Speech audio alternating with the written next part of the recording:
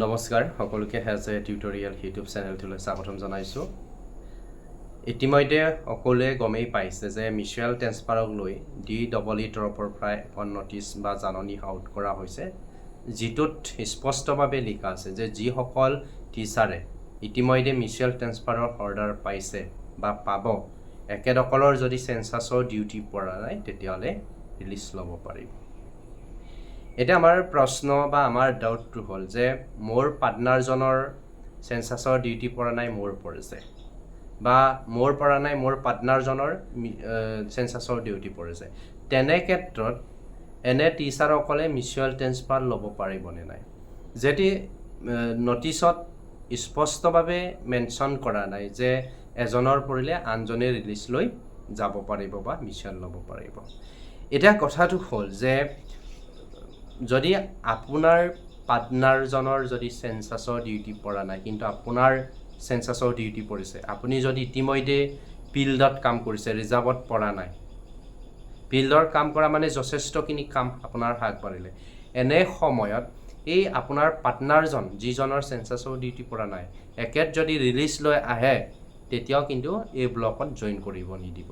কাৰণ জইন কৰিব কেনেকৈ দিব, যিহেতু একেতে চেঞ্চাছৰ কাম কৰি আছে আৰু একেতে ৰিলিজ লোৱা নাই, তেনে ক্ষেত্ৰত জইন কৰাটো সম্ভৱ নহয়। চ' ৰিলিজ ল'বৰ কাৰণে বা জইন কৰিবৰ কাৰণে, নতুন স্কুলত জইন কৰিবৰ কাৰণে দুইজন ৰিলিজ ল'ব লাগিব, তাৰপিছতে আপোনালোকে নতুন BO অফিচ বা স্কুলত জইন কৰিব পাৰিব। এজন টিচাৰ ৰিলিজ নোলোৱাকৈ বা চেঞ্চাছৰ ডিউটি পৰা সময়ত কেতিয়া সেইটো সম্ভৱ নহয়। আৰু যদি কোনোবাই চেঞ্চাছৰ ডিউটি পৰা নাই, মোৰ পাৰ্টনাৰজনৰহে পৰিছে বুলি যদি ৰিলিজ লৈছে, তেতিয়াহ'লে আপোনাৰ জবৰ ক্ষেত্ৰত গেপ চাইব। কাৰণ আপুনি ৰিলিজ ল'লে, ৰিলিজ লোৱাৰ পিছত আপুনি জইন কৰিব নোৱাৰিব, পুনৰ বেক হৈ পুনৰ আগৰ অফিচটোলৈ বা BO অফিচতে জইন কৰিব লাগিব বা স্কুলখনতে জইন কৰিব লাগিব।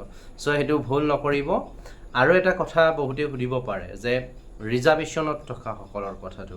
এতিয়া ছাপ'জ কথাটো এনেকুৱা যে আপোনাৰ চেঞ্চাছৰ ট্ৰেইনিং হ'ল কিন্তু ফিল্ডত যোৱা নাই, আপোনাক এলটমেণ্ট নিদিলে, HLB আপোনাক ৰিজাৰ্ভৰ ৰাখিছে, তেনে ক্ষেত্ৰত আপুনি যদি বহুত জৰুৰী, তেতিয়াহ'লে চাৰ্কল অফিচৰ লগত কথা পাতি চাব পাৰে যে মোৰ পাৰ্টনাৰজনৰ পৰা নাই, মোৰ কিন্তু ৰিজাৰ্ভতে আছে। এই ক্ষেত্ৰত সম্পূৰ্ণৰূপে চাৰ্কল অফিচাৰৰ ওপৰত বেছ হ'ব, আপুনি ৰিলিজ পাব নাপাব। একেদৰে যদি কিবা ব্যৱস্থা কৰি দিয়ে তেতিয়াহ'লে ল'ব পাৰিব, কিন্তু আপোনালোকে ফিজিকেলি গৈ কথা পাতি ল'ব লাগিব। আৰু এটা কথা ইয়াতে ক'ম যে ৰিজাৰ্ভেশ্যনতে পৰিছে, মইতো এতিয়াতো নাযায়, কামটো ষ্টাৰ্ট হৈয়ে গৈছে।